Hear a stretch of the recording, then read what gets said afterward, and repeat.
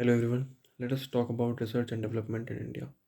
According to a UNESCO science report recently, uh, India's funds allocation to research and development is very unsatisfactory.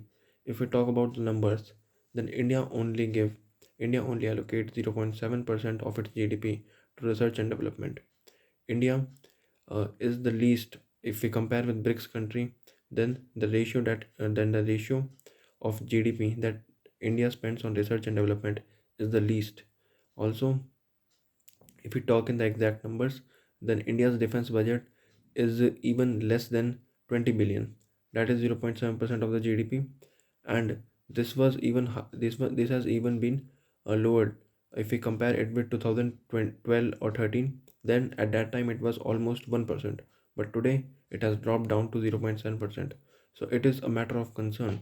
If we talk about the world, then the countries like USA and China spends a lot in research and development. They both are almost at 400 to 450 billion US dollars. So that is huge as we compare to India, and that is why they are able to excel in almost every sphere of economy, of every sphere.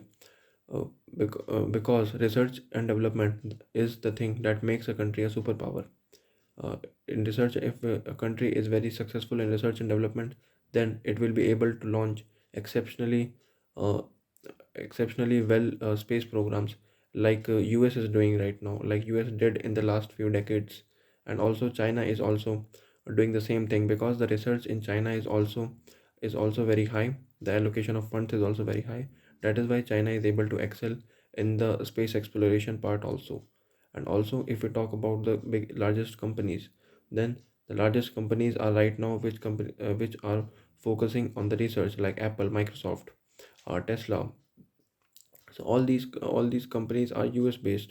Why? Because there is a lot of promotion of research and development, and the patent culture is huge in the US.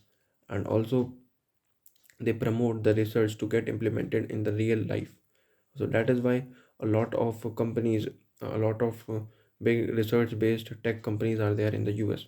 Also, in the semiconductors market, the research part is done in the US.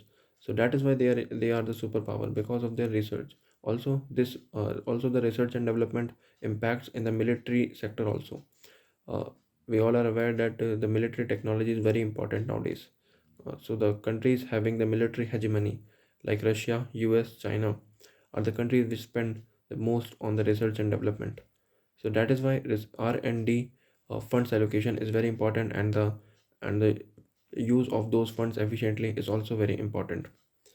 If we talk about India, then what the India has lacked a lot if we compare to its peer countries in the renewable sector. In the renewable energy sector, India is not doing great as we compare to other countries. And also that the standards that India sets are not being met in the renewable energy sector. India is importing the technology from European countries, Japan and US.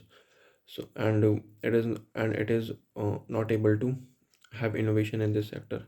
Also, if we compare in the tech field, then in the blockchain technology, India is not having any of such products. But the world is pacing very high in the blockchain, because it is the technology that is going to lead the 21st century. Also, in the AI, the major firms which focus on AI are US based or China based, but India is also lagging behind in these things. But the efficiency of funds that are being allocated, although the funds are small, but they can be used efficiently. But if we see in the current scenario, then the majority of these funds go to DRDO uh, uh, and and and space companies like ISRO. So, the funds are allocated to these two things is good, but other things like agricultural research, uh, like research in the renewable sector, are very low.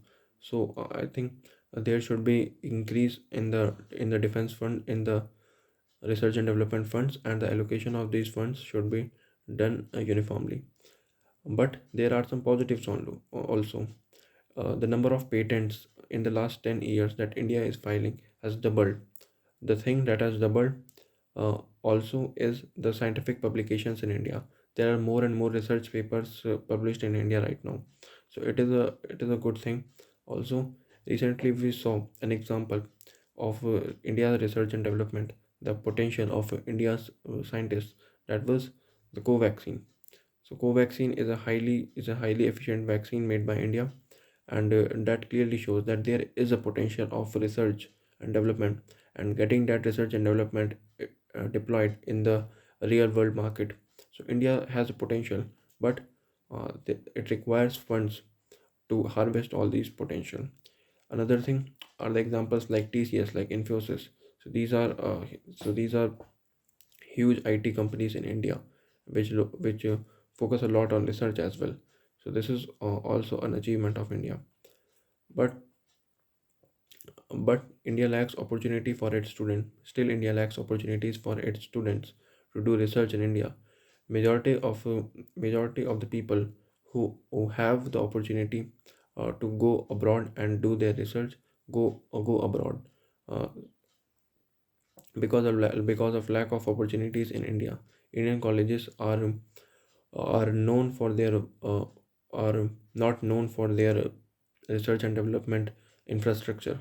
So that is why people move to countries like USA, to countries like Germany and UK, where they can do their research in various fields. So that is also that gives an even worse effect to India, that it is not having funds to to make the future scientists, and the scientists which India is having are moving to the countries which are having good research and development facilities. So this is also a thing of concern, but there are some solutions. The solutions can be like the link of academics and the industry should be strengthened to make an environment of research. More and more patents should be filed. Academicians should be turned into entrepreneurs, so that the research so that the whole research development so that the whole research environment increases in India. Also, the major and the most crucial factor is funds. The allocation of funds should be done to the research and development of India, because that is the backbone that will become the backbone of the economy in the future. And the funds allocated to research and development and education will is the best investment that India can make today for a better future, and make its dream to become superpower and Atmanirbhar possible. So it is very important to increase funds. At least we should increase our funds to 3%, because in 2003 the government made a policy that it will slowly and steadily increase the increase its expenditure to 3% of the GDP to research and development. But it is till now it was not capable. It was not doing so. But it is high time to increase the funds in research and development part. Another thing is that more and more research based universities should be open, because today if we talk, then majority of the universities, majority of the colleges in India, by majority I mean uh, almost 99% of the colleges of India are based on academics. They are not based on research. Academics, degree, uh, classroom based learning, and exams, those are the main things in the universities right now.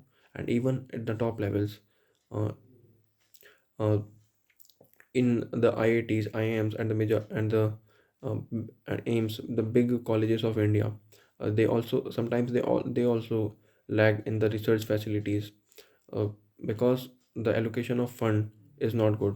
Although and the funds that is being allocated is not used efficiently. They can build a $1 million auditorium in the IITs, but the allocation of fund to the research and development to the labs is very low. So it is very high time for the for Indian government, the policymakers, to allocate funds and get them used efficiently, and also build some research based universities and students give the students who are doing their higher education some incentives to do their research rather than the rote learning method. We can make an environment of research in the students as well. So that was about research and development in India. Thank you very much.